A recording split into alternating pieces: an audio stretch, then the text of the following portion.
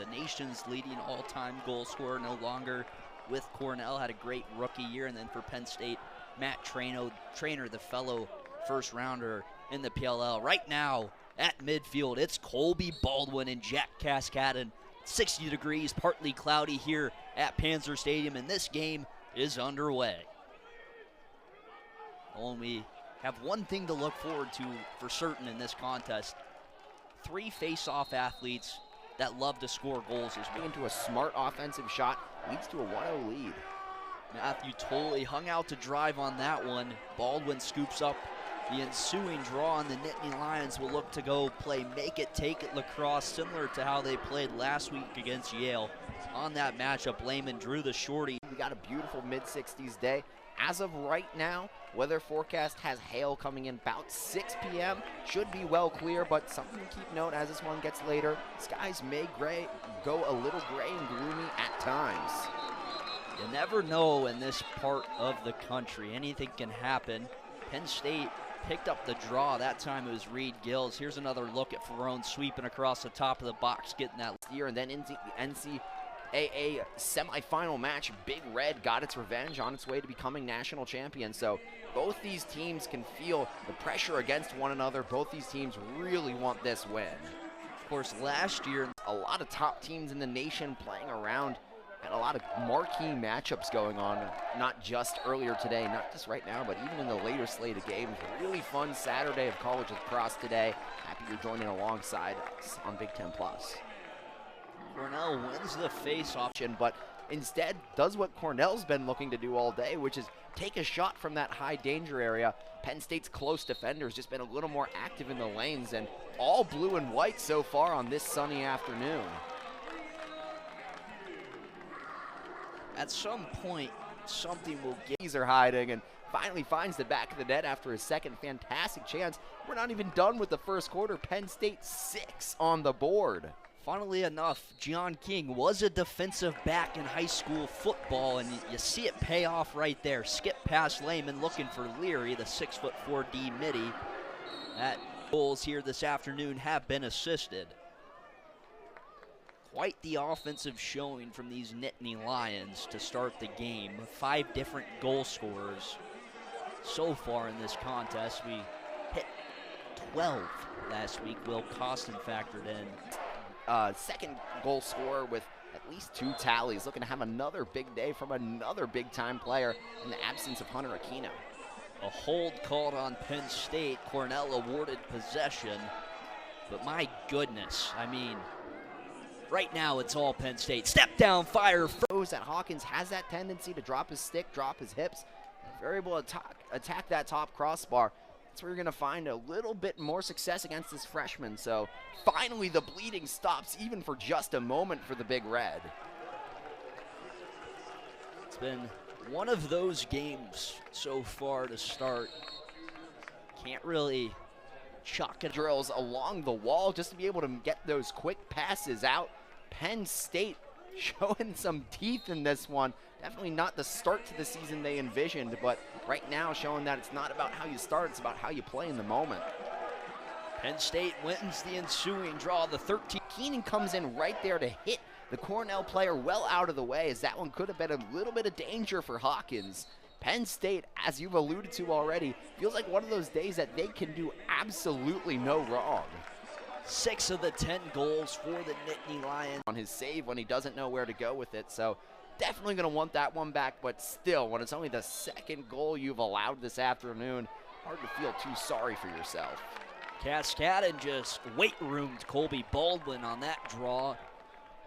He's now team with a long history of finding ways to scrap back and win games. They are not out of this one just yet.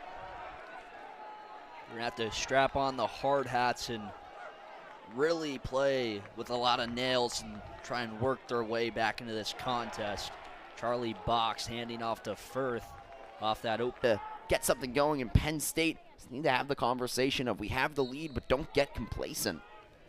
Lacrosse is a sport of the wrist, the flick of the wrist, and what you can do to warp the head of your stick in any situation. And right there, that's going to have come here against Cornell. Penn State leads 11-3, and Reid Gills wins his 7th faceoff of the afternoon. He's 7 of 8. He's been a stud at the center stripe.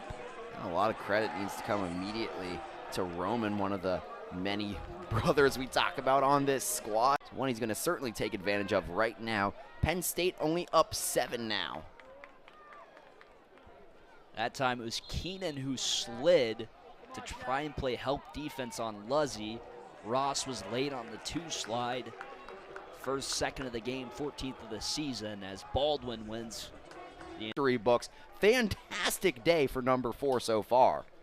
His 15th of the season. Kyle Lehman doing everything in the goal scoring department, including that most recent crease dive.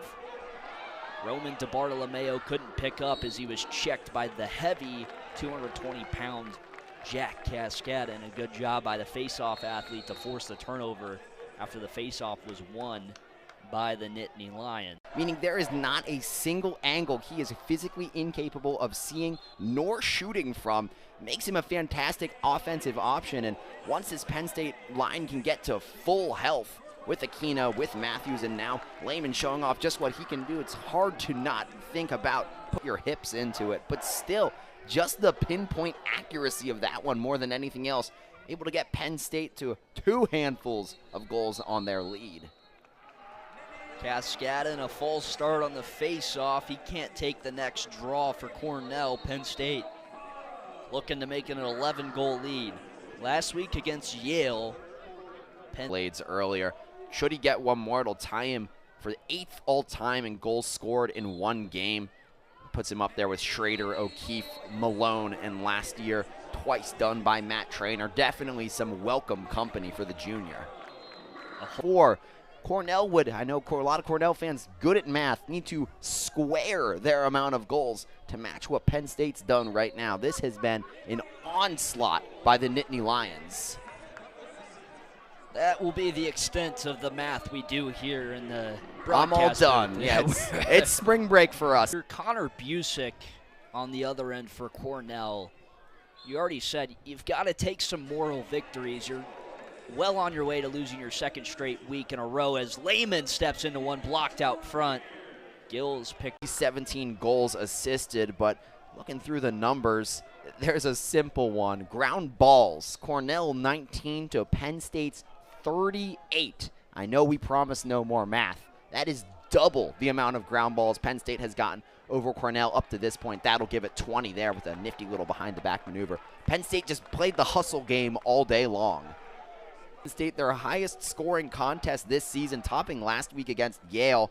Now, their last time they scored 20-plus was 2025 against Robert Morris in a contest they won 22-8. So Penn State, this squad, if Cornell can find a way to claw back, make this a single-score game, you have to feel like that will be a slightly easier bus ride home back to Ithaca. Last week, here's Cascadden right down University Drive. Another save for Hawkins. Loose ball picked up by the Big Red. It's the long pull, Eddie Rahill, who scooped that one up. But last week, Cornell loses 8-7. He's earned his banana break, no doubt. Goldstein, the assist on that Robinson goal. It was Goldstein's 2nd assist of the game. Maybe not the loudest performance, but it hasn't been a bad one from the ex-attackman for the Big Red. It's just been an uncanny performance from the offense as a whole. Penn State picks up possession after it last touched a Cornell stick before going out of bounds, and the first chance of this goal tally for Greco, a redshirt freshman out of Mars, Pennsylvania, Nolan, near your stomping grounds up in western PA. That shot from Cascadden.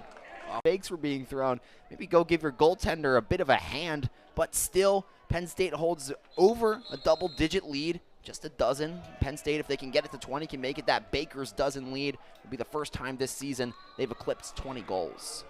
It's like somebody out on the shipping docks just holding a clipboard.